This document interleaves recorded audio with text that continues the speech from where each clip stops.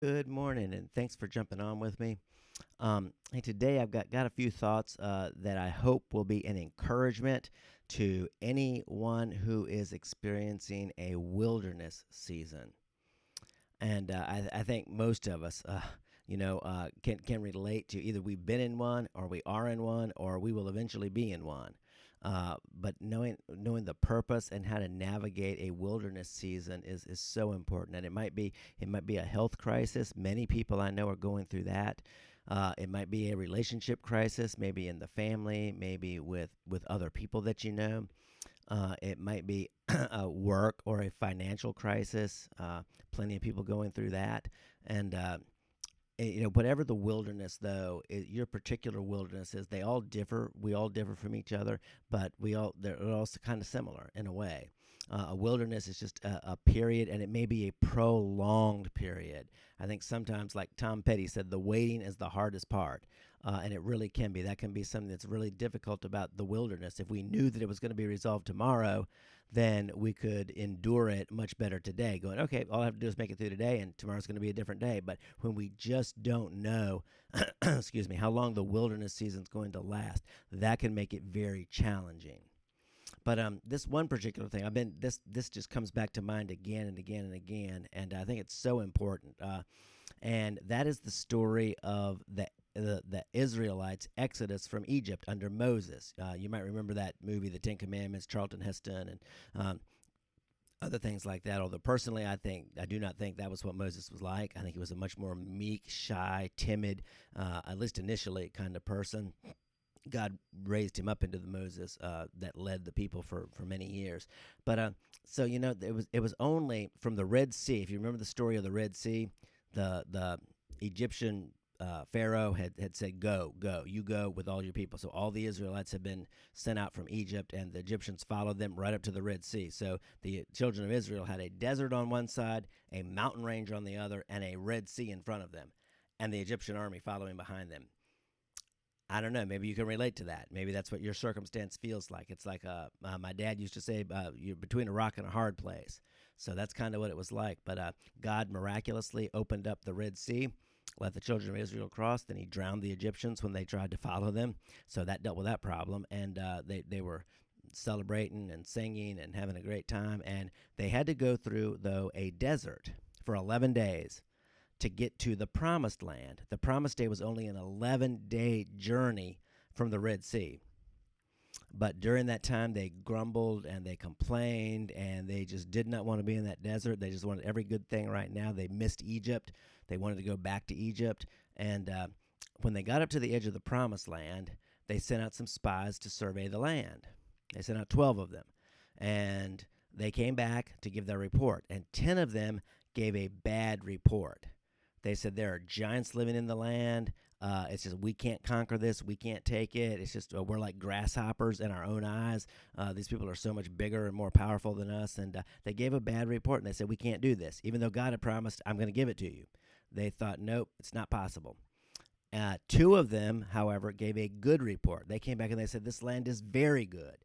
And if God's happy with us, He will give us this land. And that was Joshua and Caleb. But their advice was not listened to. So this caused the children of Israel to wander in the wilderness for 40 years. So Joshua had to wander with them for 40 years. So even though he didn't do anything wrong, he was doing all the right things, he still ended up in the wilderness for 40 years. And maybe the wilderness you're in, sometimes we're in a wilderness just because we make a bad decision. Certainly been there, done that. And boy, you can be like, what was I thinking? What was I doing? What influence was I under? Or maybe like Joshua, it's not your fault at all.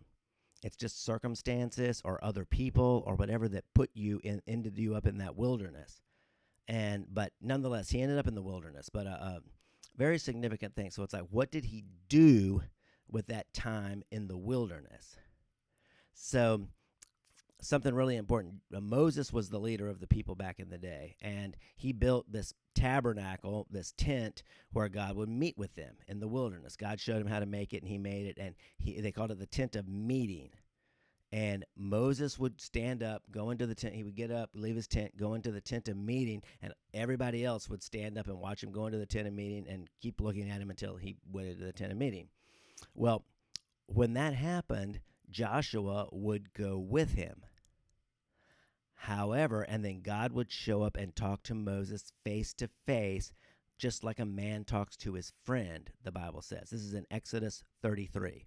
Exodus 33.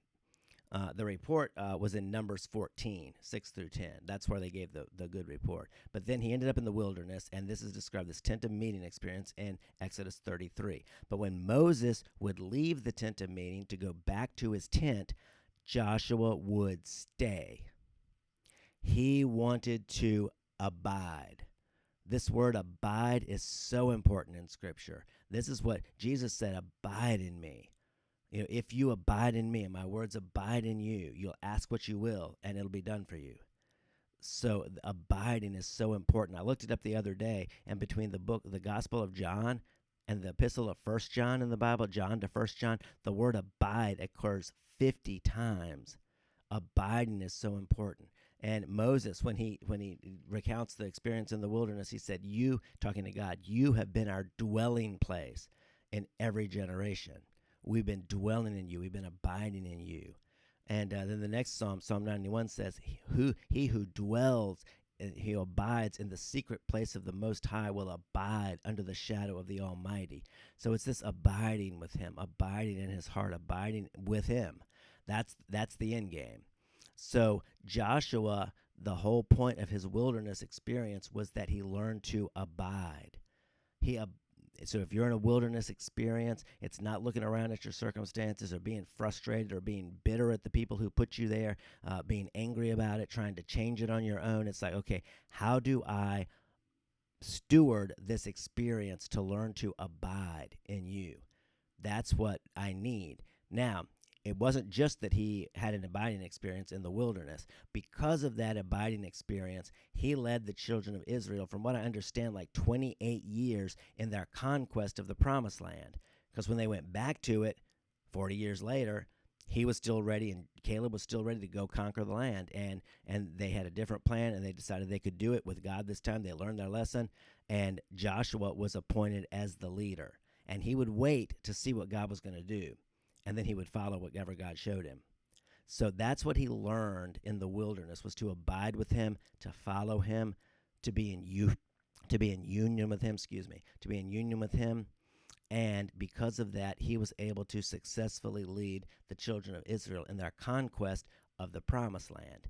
Because, in the Promised Land, there's still a lot of battles. It's not just given to you on a silver plate. God told Joshua, he said, I'm not going to drive out the inhabitants all at once, lest the wild beasts become too numerous for you. If we had everything just given us, it would cause so much trouble in our lives. The wild beasts would be so numerous for us, they would destroy us. It might seem like God is out to get you and against you and whatnot, but he's actually protecting you. Because in that wilderness time, we learn to look at him and love him and receive his love for us and abide with him. If he just gave us everything all at once, we wouldn't need to do that. If God just gave us the master plan up front, we would just go, okay, this is what I need to do, this is what I need to do, this is what I need to do. We would just be focused on the plan, not on the God of the plan. So the whole point is he wants to be with us. Just like Adam back before the fall, when he would walk with him in the cool of the day, he'd name the animals, he would just spend time with him. He just wants to spend time with you. That's what the abiding is about, is never breaking off that time with him. And when we do that, when we take the difficult season and stop being mad about it, stop trying to change it in our own wisdom, stop doing anything but going, okay, God, I'm with you. And this can, in my experience, this can be in flux. You can have one day that's great, one brilliant thing, and then the other day just be so frustrated and so mad. But eventually, God is bringing us back to him, quieting us in his love, just being with us, causing us to abide. And then from that the experiences with him, he's going to help us help other people. It's leadership. It's really leadership 101, that God's way. That's what he does. It's not just taking a course. It's being with him is what makes for a leader of people who can really have something to help people with. So that's what he's teaching us all in the wilderness, is to stop being mad, Stop being frustrated. Stop trying to change it in our own strength and make it what we want. Go, okay, God, what do you want? What do you have for me? How do I just want to be with you. I want to abide with you. I want to just learn what it's like to just be in you and trust that you've got this, even though I cannot see a way. You've more than got the way, and at the right time, you're going to bring it to pass. That's the point of the wilderness. And then as we enter more and more into that stance, we'll be able to share that more and more with other people. And then eventually, God's going to use us in the lives that He has for us, and especially in our own life with God and our family and the people right around us. We're going to have a very positive influence because they're going through a wilderness too. Newsflash.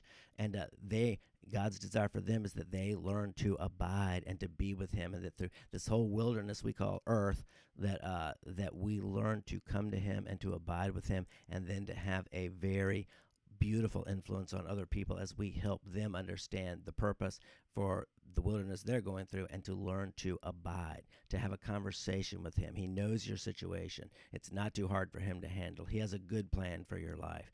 But He's teaching us to trust that. That's what my friend Bob Bodine says in his book, Two Chairs. But that is exactly what's happening. He knows it. He's got you. He cares for you. He loves you. He is going to lead you to a place that's better than what you could ever have imagined. So I hope that encourages you, and it encourages me a lot because there's certainly enough wildernesses in this life and in my life, and some of them I created and some of them have come to me. But regardless, the key now is to abide in His grace, abide in His forgiveness, abide in His heart. He just wants His heart to be with our heart. He's twisting our hearts together. That's what the word wait means, to twist together. So He's twisting us together. He's braiding us together with His heart to make a much stronger cable or rope. When you get twisted together, you get a stronger. Well, you take two strands and twist them together. That's what He's doing, is our heart with His heart. So again, hope that encourages you. Thanks so much for jumping on. Take care. Till next time, God bless you. Bye-bye.